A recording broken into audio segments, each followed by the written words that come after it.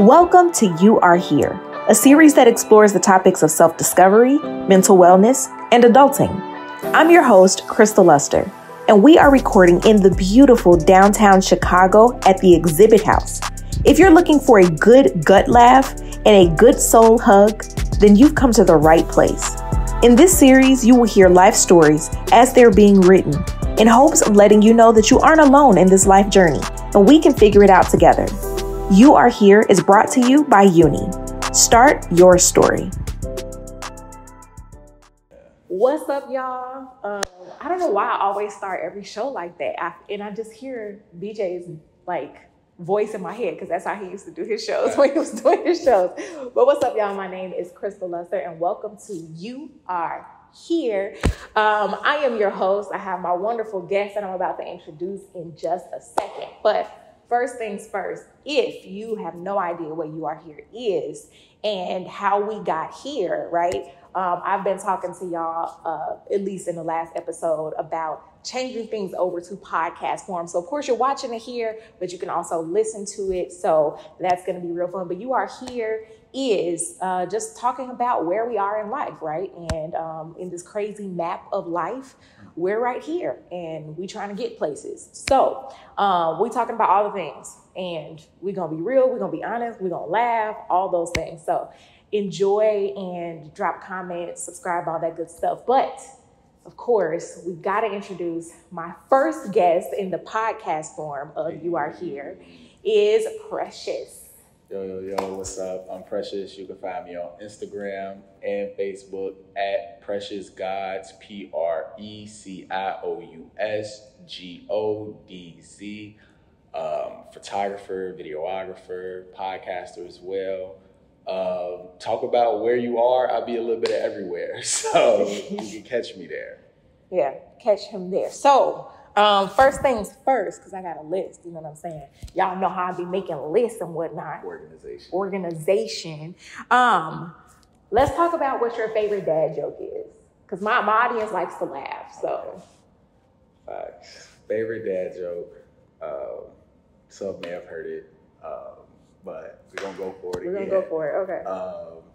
What do you call a cow with epilepsy? A milkshake. Beef jerky. Yeah, it's really like that. Beef jerky. Y'all take beef that. Y'all keep jerky. That. I like my answer though. It was a very good answer. I'm not mad at that answer. I mean, I don't eat or drink either of those, Facts. But still a good joke. Facts. I love a good dad joke. That's a fact. So, let's get into how we know each other. How did I come to know this guy? Any guesses? Let's put our faces together. We're cousins. Bloodline. We share DNA. Yep. That's how that works, right? That's exactly Yes, how it works. we share DNA. Sometimes I have a little bit of a blind moment. No offense to any blinds. I love you guys. I'm blind somewhere underneath this color. But yes, we are cousins. We grew up together. Basically. Literally was together every week for our childhood. Life. We went to the same elementary school. Yeah. St. B. Shout out to St. Benedict, the African. Because he was the only one, apparently. For sure. In the hood. Inglewood. To be exact. Not the one in California. Yeah. Is our Inglewood with an E? Yes. Okay. Chicago's Inglewood is the one with an E. I always get them confused. Facts. I feel like the Inglewood should battle each other, but not in a fighting way. I was about to say, we should have we should have a rap battle or a dance battle. Let's have a dance battle. Chicago niggas love footwork. You know what I'm saying? Because we are going to footwork and what are y'all going to do? I don't know what y'all do out there, but Chicago is where it's at. Best food, best dances, best people. Best skyline. I don't best care skyline. where I've been. Yes. I've been to a couple different places now, and it's not to shit on your places, but Chicago's skyline is really it. It is. In real life. I love our city. Let me take a second, real quick, short second.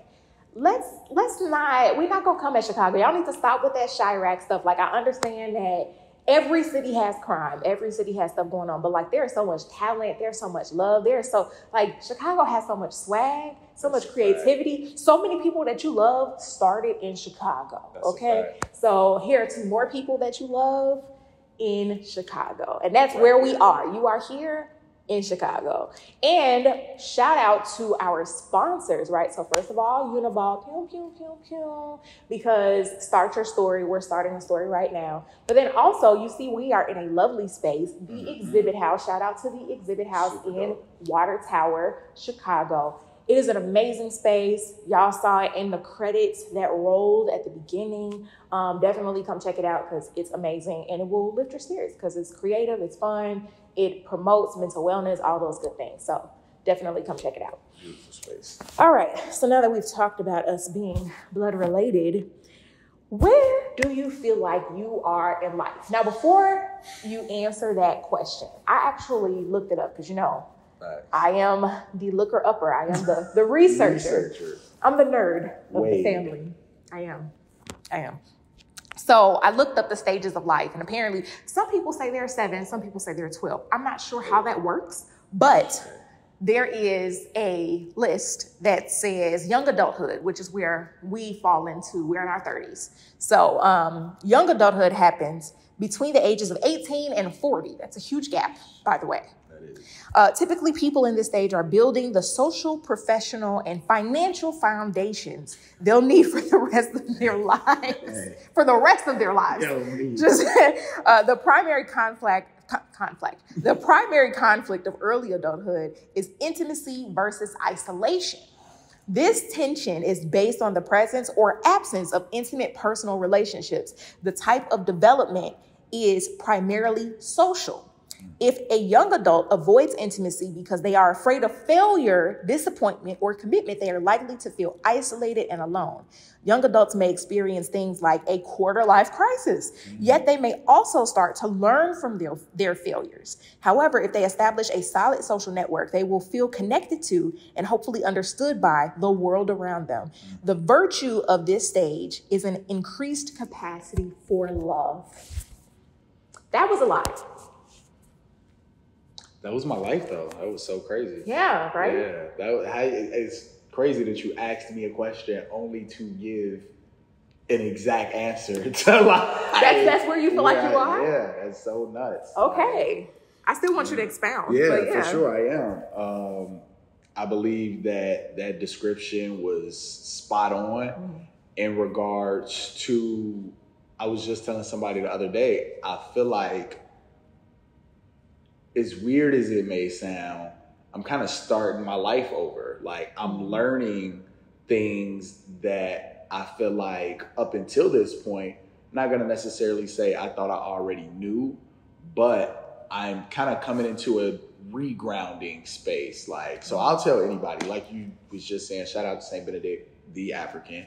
I feel like that as a child, elementary school, that's where I lived, like, a lot of my greatest moments, found a lot of friends that are still in my life today, only to fast forward to today and kind of going into that part that you read in regards to forming relationships, whether they be intimate, building your social network and all that different type of stuff. That's the whirlwind that I'm finding myself in right now, trying to establish myself as an entrepreneur, especially in a space where, quite frankly, if you don't connect with other like-minded individuals, you will feel like you're on the outside looking in with people who are traditionally operating through the day-to-day life in regards to just a 9-to-5, maybe they still in school, whatever the case may be. So for me, stepping into this space of like really waking up and looking in the mirror and seeing a grown man, like, who let you grow up? Let me say something. Listen, because Young Precious, like, I remember there's this picture of you. Remember when you used to hide food? Yeah. Like there, and I missed it. He Yeah. had the cutest, chubbiest cheeks. I'm just a few years older, but still like he had these cute, chubby cheeks, and he would hide food. I mean, all day. You would feed him in the morning, and he would still be chewing in the evening time. You would just hide, like store food, like is it a camel? Chipmunk. So I don't know, whoever. Like he would store it up for the winter. Okay, but like, and then you look one day, we just look, he's got a full beard, and it's like, my God, who is this? Who let it happen? Who let the hairs out? You know what I'm saying? That's like a fact. I don't. That's a fact. And now you got bills, and we got like, how did we get here? I didn't ask to be here. That's the thing too. Like understanding that as much of a blessing as it is, because I just recently celebrated a birthday, and a lot of people maybe aren't as fortunate to see, birthdays, all that different type of stuff. But it really comes down to the question. I really, more so than anything, going into the title of the podcast, You Are Here. Like, I think that is, in this last year, the most simplest yet profound statement, because I've been focusing more so on my presence, understanding that it's the right now is called the present because it is truly a gift. It's understanding that yesterday no longer exists, tomorrow never existed, so now is where you are, what you can do, and what you can establish. And so for me, being in a space of just honestly hyper intentionality as of late, like being focused on the things that I know I need to get done, my visions, my dreams, things of that nature. Whereas again, going back to, I guess, that elementary or grammar school version of myself, it's like you feel like, again, you're just starting all over. You starting from scratch. You learning how to make friends outside of proximity. Because I think a lot of times you form friendships and connections based off, I see this person at school or at work every day, or, we share that common space, and then you just kind of fall into it. But learning how to engage with people just purely off interest, you know what I'm saying? And building an actual network, because, they say your net worth is your network. Yeah. And so being able to create the resources and assets around you through people, because I totally believe, just like I am here, there are others that are here that are blessed far beyond reason. And so if we can find ways to kind of combine and connect those blessings, it's a good time here. Yeah. And so I think that more so than anything, that's long form answer. That's just really where I'm at in my life, building, growing, trying to elevate, trying to share. I manage this art gallery where we do a lot of dope community work in regards to pop-ups, having small businesses, entrepreneurs come through. I do photography classes. My partner does art classes that are free. We want people to come we want people from the community to come into the gallery and feel safe, feel at home, and feel a creative release, because that's also been a major thing in my life as of late. I love how both of our eyes, for those listening, there was a bug, and it just kind of, and we both we locked right in. Because, bro, this is not your shot. It's not your shot. Like, you're not a guest on the show. Get out of here, man. You're trying to steal my 15 minutes. I'm not for it. It's not what we talked about. Yeah. But, open, I think more so than anything for me, being in a open creative space, like even looking around at this space that we're in right now, is like you say, it's so vibrant, it's so lively. And I think that's what we need more of today. I think a lot of stuff and I hate to blame everything on the pandemic, but we really went through a life altering event as a unit, as a mass, as a global people, you know what I'm saying? And so finding ways to still show up, to still be present is important. And I think art, whether it be through painting or drawing, whether it be through photography, whether it be through writing, podcasting, whatever, music, whatever form that it comes out of, I think right now that's where I'm at, looking to be a vessel to exercise those different mediums. So like I say, I know that was a long answer, but all of it relevant. You know, it's interesting you bring up the pandemic. I think sometimes I forget that we went through a whole pandemic, and like here we are, August 2023. So whenever you're listening to this is when we shot this, in sort of end of August 2023, and like, you know, we're a few years from when the pandemic first hit, and like I just heard yesterday that COVID is back, which it never went away because I just had COVID in June. But like now it's fused with the flu. So like it's COVID, 3.0. You hear me? And I'm just like, evolve. Like it's like Chucky. It just won't die. It keeps coming back, finding new bodies to, run around and like stab people with. And I don't understand. It's becoming a normal. Half the country is on fire. And if it's not on fire, there's earthquakes and hurricanes. Did you hear about the hurricane? Yes, in California. And I'm not meaning to laugh. It's like one of those laughing like I can't believe what? What is a hurricane? You know what I'm saying? Like a hurricane. Like imagine just a monsoon of like water and everything, and then but the ground is opening. Like are we gonna die? Like what's happening? It's kind of crazy trying to figure all of this stuff out and navigate life. Just in general. And so I feel like, where you are is a lot of where we are. I think that the research that I did is pretty accurate. It's kind of this delicate balance of trying to establish your firm foundation from a financial perspective. And to provide a little context, we come from a family of entrepreneurs. So there aren't many people literally in our entire family on the Luster side that, have a 9-to-5. Most of us are entrepreneurs. And even if we do have 9-to-5s, we still got our side thing. Because that's just in our blood. It's been in our blood for generations. And so, there's the sacrifice that you make for that financial freedom.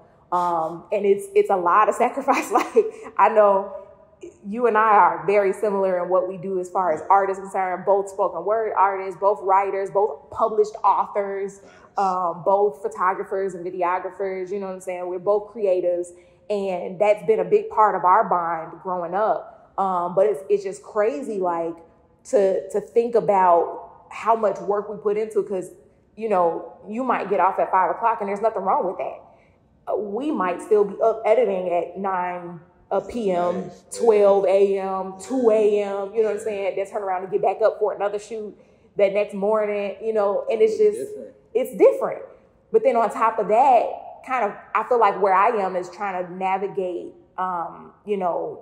that fine line of like the sacrifices that I make for my foundation, my financial foundation, to set me up for the future. Because it's not like I got a pension I'm pouring into. Right. But, which we're going to have another cousin come on. My cousin Ross is going to come on and talk about Maconomics. So stay tuned for that. But then also on the flip side of that, relationships, because it's like you have this idea where you got these rich people that be jumping out of windows. And it's like, well, you got all the money in the world and you think money will satisfy you, but it doesn't. It's your relationships. You know what I'm saying? So like, that's a huge part of it. Man, to piggyback off of that, I think lesser this year, I've realized on a financial, I've realized that finances definitely have played a huge part for me, but more importantly, that idea of mental health. I've really gotten into yoga this year. I've really gotten into cycling and exercising. Like the goal is 5 days a week, but minimum, I have to do it 3 times out the week, because I realize now that, and I'm not trying to be bodybuilder man or anything like that. More so, I mean, he is fine though, ladies. He is fine. More so than being active and present in my body and in my own space, because I think a lot of times we go out and we just go. You know what I'm saying? We're trained, like you said. You looked up, and fast forward, we are 3 years out of the pandemic. You know what I'm saying?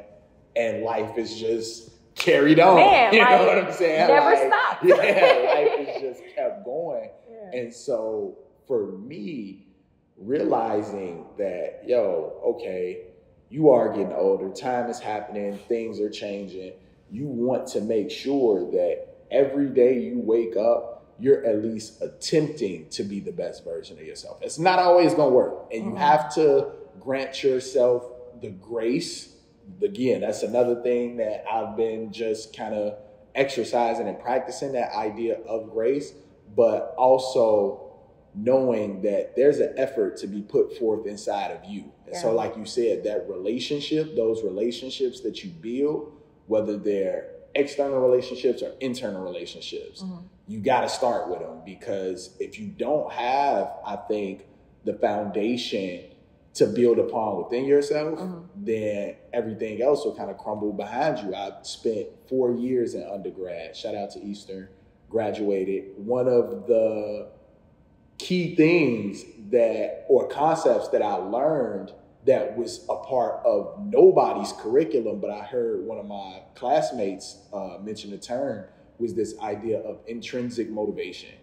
That idea that you're your own motivation. You wake up, you set the tone, you set the bar. You're not necessarily moved. You can be inspired by other things, but you're the person that sets the impression. You set the tone. And I think for me, that was important, because at the time, being away from home for the first time and seeing some of my homies kind of slack and do and whatever, it was like, okay, what's separating you from them? What's gonna leave them there and get you here?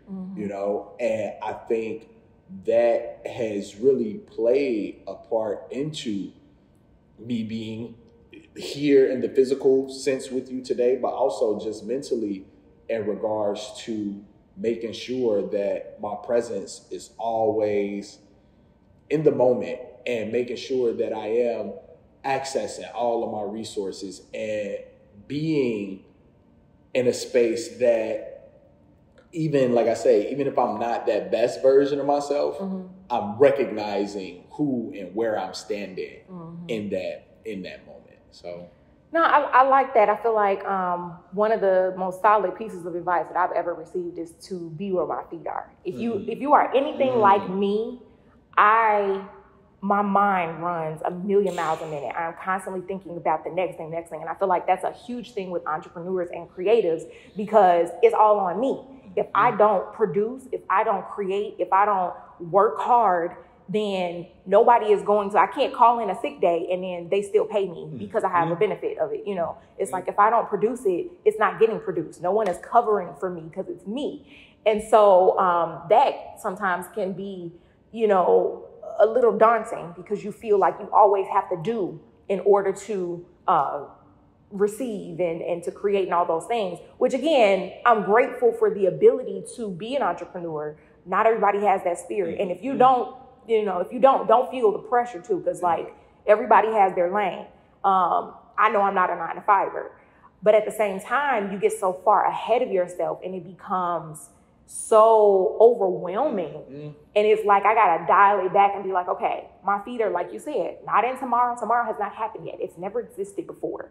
My feet are not behind me, because then my face would be on the floor. I'd be doing a Michael Jackson, except for I am not Michael Jackson. So my face would be on the floor, like face plant. Okay. If my feet are up under me, if they're right where I am, then I'm standing up, and that's a start. That's good. You know what I'm saying? If I got to scoot down and just kind of, get low to my feet, whatever. If I got to drop it low, get my ankle on. You know what I'm saying? No, I'm just playing. But if that's what I got to do, like, at least I'm present, and that matters. So I want to ask, a question kind of connected to where we are, right? We've talked about building relationships. We've talked about financial foundations. We've talked about just kind of navigating the changes of life and pivoting. So if this is where you are, you know, trying to identify the path that you can take to create financial freedom, but also understanding the real relationships that you can have and being present. If this is where you are, what's a goal you want to get to in the next year? You just said something like, and it was a word that I just love this word, and that is pivot. Like being pivotable, being able to stay in one spot, but position yourself for multiple spots. And so I think going into your question, a year from now, I want to be in the same spot, but kind of turning, I think that a lot of times, or at least what I realized in the last year and a half or so, kind of exactly what you said. Sometimes as a creative, you get 10 steps ahead of yourself. And so for me, realizing how much power it is in being still, like, and stop, because if I'm over here, I'm over here, I'm over here, God is looking to bless me, but sometimes when he dropped those blessings, I'm not in the same spot that I just was. And so now it's like you playing catch, or you're chancing it in that space. And so for me, I want to find, and I do believe that I found that one spot that I've settled in, and now I can look at things from multiple angles. And so I know the things that are from me. Talk about a year from now, I want to be Neo. I want to be seeing shit coming, and I'm like, like, for those of you who are not born in the 1900s, he is referring to the film The Matrix. And Keanu Reeves. He was the one. And he was able to slow things down far. He broke the code, okay? He cracked the code. He was able to slow things down where he could literally see a bullet. And he was just like, he was so smooth with it. I ain't even gonna lie. You know what I'm saying? And I think that's the space that I want to be in, understanding that life is happening, life is coming at you, life don't stop. Yeah. You know what I'm saying? It's you and your response to it that's going to dictate what your tomorrow looks like.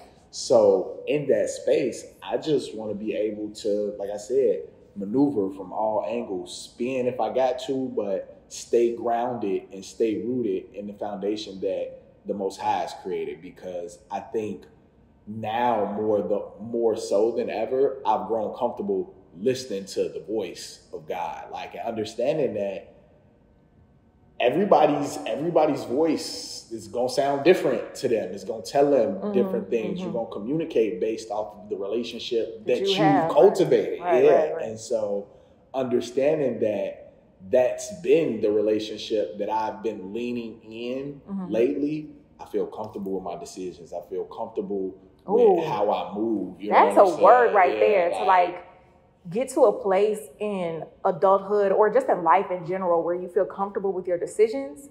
That is a level of freedom that I think a lot of people hope to achieve. Because man, that's a lot. That's a word. You think about how we're programmed in regards to. I use the example all the time. When we used to have to write papers for school, and then you got to cite your 7 sources, or you cite your sources. And it's like, well, they not saying nothing different than what I'm saying, right? You know what I'm saying? But what makes them more valuable or credible? And I think we take that into life, looking for that validation, looking for people to back our ideas. Right. And I think in entrepreneurship, especially, you kind of gotta let that go, like, because sometimes you just gotta go by yourself. Like, it was a show, I forget what show it was I was watching, but it's 2 people was having a conversation, and one of them told them, like, if you want to go fast, you go alone. If you want to go far, you go with the group. And I think that applies in every single facet of life. Like, sometimes you are in a space where I just got to get there. And that's when you got to make those decisions to say, hey, this is going to affect me. I gotta eat this. And then other times hey y'all, we out. We got the pieces around us that we need to build a foundation in unison. And so moving in a space of just discernment and knowing, like I said, when I make certain decisions now, hey, that's on you. That fall on you. Like, it's nobody. And own it. It's nobody to, pad that blow. And I'm a firm believer, if I ain't wake up dead, I'm good. How you wake up dead? Because I imagine, like, if I go to heaven or hell, I wake up like, damn. He said, How do I get here? Checking out my feet. Go to bed alive and wake up dead. That is new. That's wild. But I'm glad that you woke up alive. You hear me? Hey, some people don't. So imagine waking up dead. Hey. Imagine you wake up and you dead. Like, what you gonna do? Life comes at you fast. Hey. Death comes faster, I guess. I don't know. That's a fact. It's a little morbid, but it's true. It's a fact. We all dying. Hey, that turns slowly but surely. Slowly but surely. But it's okay though, because we're still living. If we dying, we still living. That part. You know what I'm saying? That part. See how we turn things around? Because that's what we do with you out here. So, last question. If the next sentence was the last piece of advice our listener would ever get, what would you say? Perception is precious. Understanding that it takes, and my grandmother says it, she says, her mother used to say it, so my great-grandmother used to say it takes all type of people to make the world. Man. And in that understanding, you find the most grace in allowing people to exist. And when you find it in yourself to understand that everybody's ideas, ideals differ at some point, but we all are of one God, one creator, you talk about a source of freedom. Like, you stop feeling responsible for how other people feel or how other people move when you wake up and you say, you know what? Okay, bet. This may not be the way that I go about this thing, but I'm not judging you, or I'm not putting you in a position to feel a way about how you do it. The most that I can do is maybe introduce you to an alternative and vice versa. And so understanding that perception is precious and how you receive the world around you is ultimately what you'll get. I think that's some of the best advice that I could offer. And I'm not even big on advice because, hey, this is your life. You do what you do with it. But he gave you the advice. He's not big on it. It was a little advice. It was, yeah. You take that with it as you may, because you understand that you're not the only one here living.